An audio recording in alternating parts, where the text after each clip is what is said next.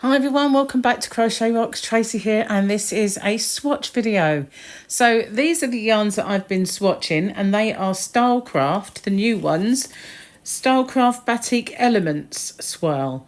And these are a DK, a double knitting weight yarn. And the thing with these is they do a batik swirl, which is I think a 200 gram or 150, but these ones are a 100 gram ball, so they are a bit cheaper than the others. I think the others 200 grams, but they're 80% premium acrylic and 20% wool. They are lovely and soft. There's 300 yards. They don't go into the meter. Oh yeah, they are 275 meters. Sorry, I misread that. This one is called Ether, which is this one here. Okay, so there's a little kind of knitted swatch to give you an idea, but that is a bit subjective because it depends how many stitches that cast on as to what it really looks like. So let's start then with Ether. I'll move these slightly back. And if you were making a hat or a round, this is how Ether would work up using a UK treble or US double crochet. Slightly, probably slightly larger patterning areas if you did half trebles, which are half doubles in the US, or US singles, which are double crochets to us.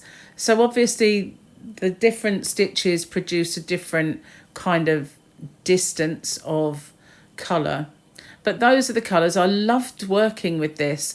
This green, I don't know, I wasn't really up for the green when I first started to kind of look into these yarns, but these ones really did work lovely, and so did this kind of very pale colour.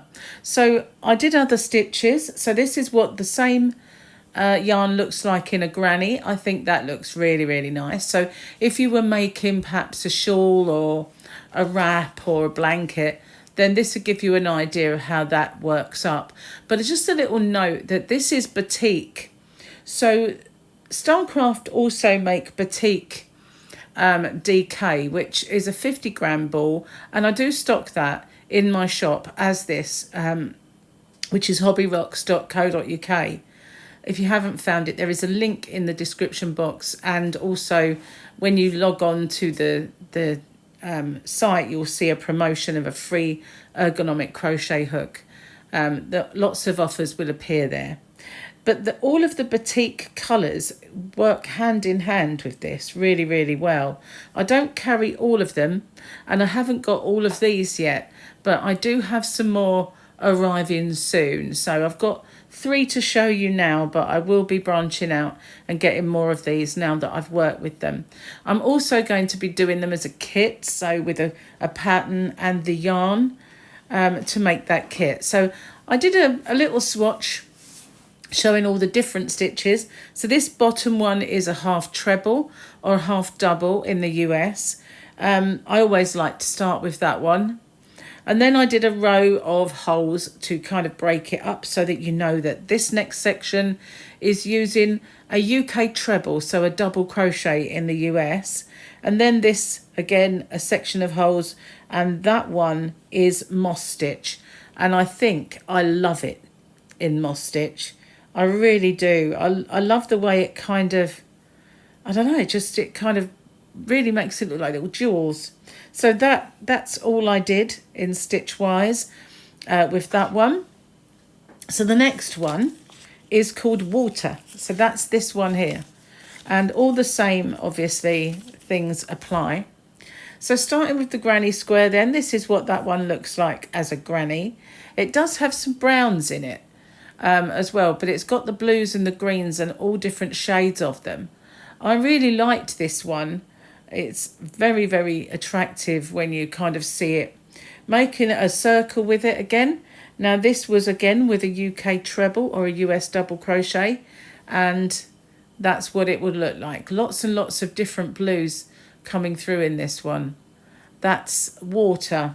So the swatch the swatch piece again, the bottom part is a UK treble. No, it's not. It's a half treble, half double US. As I say, I always like to start with it. Why did I get it wrong, I don't know. But that's my favourite kind of plain stitch. Then we get the row of holes, so we show what it's like using a treble crochet in the UK or a double for US. And then we get the holes again, and there we go with the moss.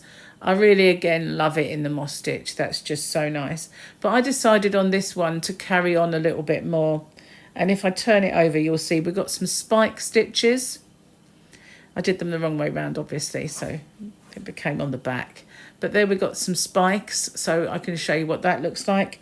And then we did some V-stitches, so the modern V-stitch.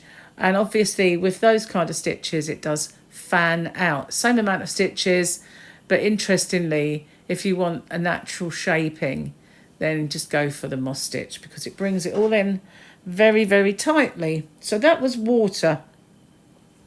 And the ones I have coming, I'm not really sure. I can't remember what ones I ordered. But this one is one of my favourites. It's called Time.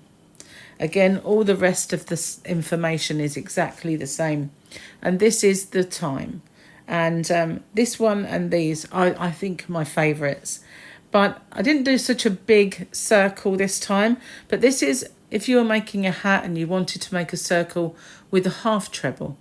So the half double in the US. And there you can see it does have a completely different kind of look. But with the Stylecraft Batik making a solid colour, you could use this and then bring in this colour because they do it as a solid, and this one as a solid, and the beige. There's lots of them. So if you mix and match the two together, you can manipulate the colours to your own designs. So then with the granny, again, this isn't a very big granny, but there we go. I like this one a lot. This is my favourite one. It's more warmer colours, I think, than the other. But yeah, I really do like this one. This is Time. So then with the big swatch again, we started with the half treble working in a straight. So if you did a larger kind of area, then you can see it will kind of match up with these little patches of colour. Then again with the UK treble or double crochet across the pond. And then we've got the moss, which is beautiful. I just love all of them in the moss stitch. I love the way the moss stitch worked with the first one. There was an awful lot of that kind of red colour that kind of popped up to make it look as if it was kind of intentional that you were doing it. And then we've got the V-stitch again, and then shells and fans at the end. Again, it pulls it really kind of much wider. So as you can see, if you were making a blanket and you wanted to get more from your yarn, then these are the stitches that would bring it out. If you had a V-stitch, look how much fanning there is in that. Natural shaping, I call it. But it is incredible that we start off this big, then we pull in slightly with the moss, and then we fan right out with those stitches, and they're exactly the same stitch count. That always fascinates me. So that one is firmly my favourite one so far. But I do have some more coming. And like I said, I'm going to put in some kits, not just kits, they will be to buy on their own, and I will eventually restock more of the batik that goes, well, doesn't go with it, but it does go hand in hand with it, which is really good. But I don't know, which one do you think is your favourite? I kind of like all of them, I must admit. The water I like, but I do love these two. And as I said, this one with the moss, I feel like that one, which way round are we? There we go. No, it can't be, surely not. There we are. That's it, because I started with the half trebles. So this one with the moss, I really like the way it kind of does pick out those pinks. It's really nice. So it just goes to show, if you were doing the moss stitch and you put this hand in hand with that Stylecraft Batik 50 gram ball, you could manipulate it so that you have one row of this, one row of the multicolour, one row of this, one row of the multicolour, and that would really work out quite effective, I think. And that goes for any of these colours. But yeah, moss stitch does seem to really look beautiful with any of these. But that first one especially, which was Ether, I believe.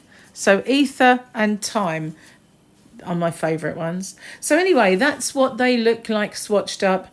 I was going to do a little bit of filming a swatch, but I'm on a training course at the moment. So this is my lunch hour. And so I haven't really got the luxury of time to upload and everything else. But yeah, these are beautiful. And the way they come, they are really solidly packed. So it's perfect for a centre pull. Obviously, I used it with the Genie, so I didn't centre pull. But they are absolutely solidly packed on the wind, which I absolutely really appreciate. They don't fall apart while you're using them. There's so many yarns that are beautiful, and when you use them, big swathes of it just fall off and tangle. Well, that does not happen with this. It is completely and utterly a solid little yarn ball, perfect for either your centre pulling or your outer, regardless of what you want to do with it. And I like that. I don't know why they decided to go for the 100 gram this time round rather than the 200 gram. Oh, sorry about that. I've got a very noisy table. It's ceramic, and anything that falls over sounds like the end of the world. So I'm sorry about your eardrums there, guys. But I've forgotten what I was saying. Oh yeah, maybe because so many people just want to make perhaps a project like a hat, and one ball would have been enough, and they had so much wastage. I don't know if that's the reasoning behind it, but both are gorgeous. The swirls are beautiful, but these are called swirl elements. That's the difference, and each of them has a name of one of the elements, like time, water, and ether and fire. I do have some more coming. I will show you them too when they arrive. So thank you so much for watching, and I'll see you guys on the next one. Bye bye for now.